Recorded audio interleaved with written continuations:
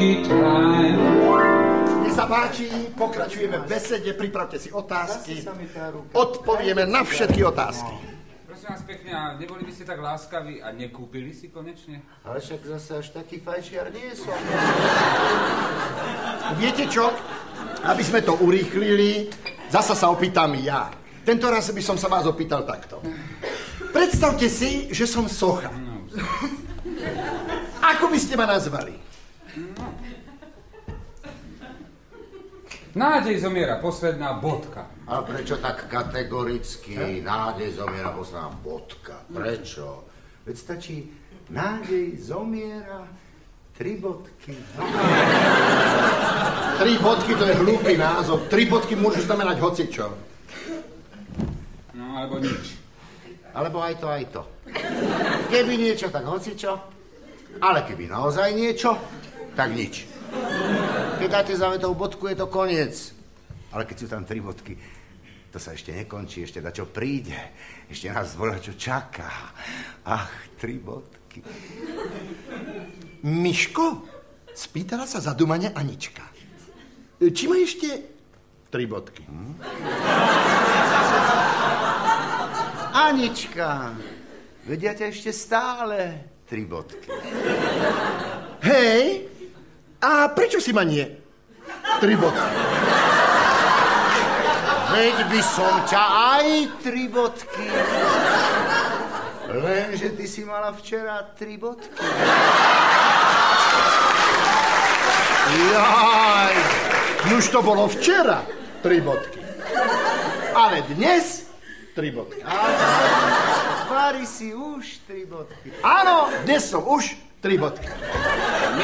Mišo ožije 3 bodky, či sa mu hneď 3 bodky. Ako keď do bratcov 3 bodky. Na čo viac bodky? Ale viac to už nešlo. Bodka. Ale nie, prečo tak smutno? Tie 3 bodky znamenali ešte aspoň akú takú nádej. Dobre vraví, tá nádej treba. Čo keď to pôjde? Chlapi, čo keď to pôjde? Nejde to. Chlapi to musí. Nejde to. Chlapi to garantujem, Ale že to nejde pôjde. to. Nenackakuj to chudučky, nejde to. Čo by som... To musí. Neserte ma! Čo mi to vyšlo z úst? Tam mali byť 3 bodky. Milostivá pani, videli ste ten kus? Ja som to teda nevidela, ale inžinier Kulhavý od nás z podniku, to je zarytý divadelník, ten videl všetko, čo sa dá vidieť, aj čo sa nedá.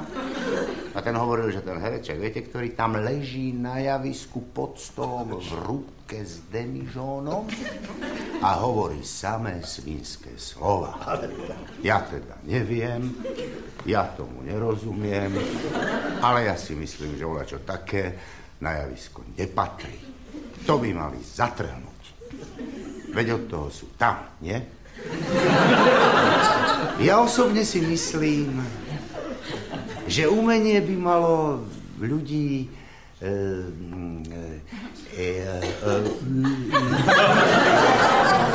skrásňovať. Áno, skrásňovať. Ja naozaj neviem nájsť blbší výraz. Veď na čo je umenie?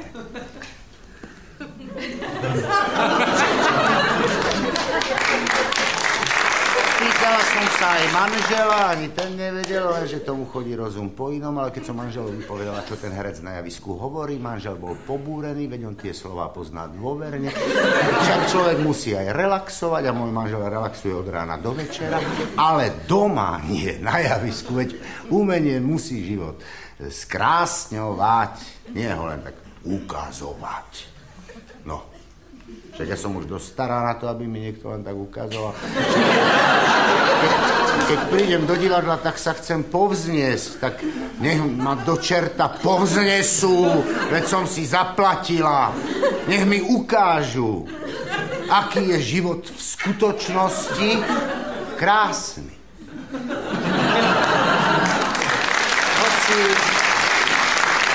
Hoci inžinier Kulhavý tvrdí, že vraj to bol zámer, to neslušné slovo, vraj tvorcovia chceli vyburcovať malomeštiaka z letargie.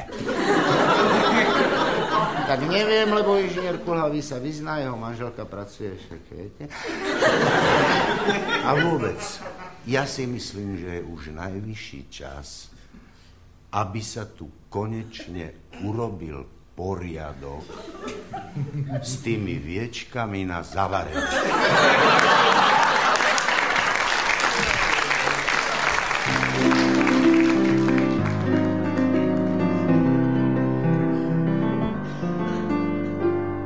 Dnes presne o 9:45, práve v tom najhustejšom daždi. Bez rečí vstal som od stola a odišiel som z domu navždy. Dážď čistý ako moje svedomie nepýta sa ma na pohnútky a vytrvalo bubnuje na steny telefónnej búdky. Pár mincí zacengalo vo vrecku, s nádejou siaham k telefónu. V tom tichom dažďa šumení chcem volať, ale nemám komu. Zúfalo stískam v ruke slúchadlo a vonku beznádejne prší.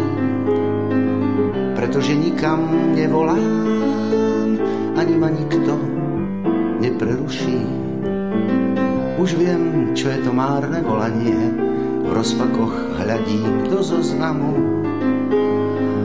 a myslím pritom na ženu, ktorú som nechal doma celkom samú. 11:30 už je po daždi, ešte sa v našom okne svieti. Vrátim sa domov, neboj sa, a všetko bude ako predtým. Večery naplnené mlčaním, pohľady ostré ako dýka a televízor sekam pal nám bude robiť prostredníka. Dnes presne o 9:45, práve keď najhustejšie lialo, z domu som navždy odísť chcel a zase sa to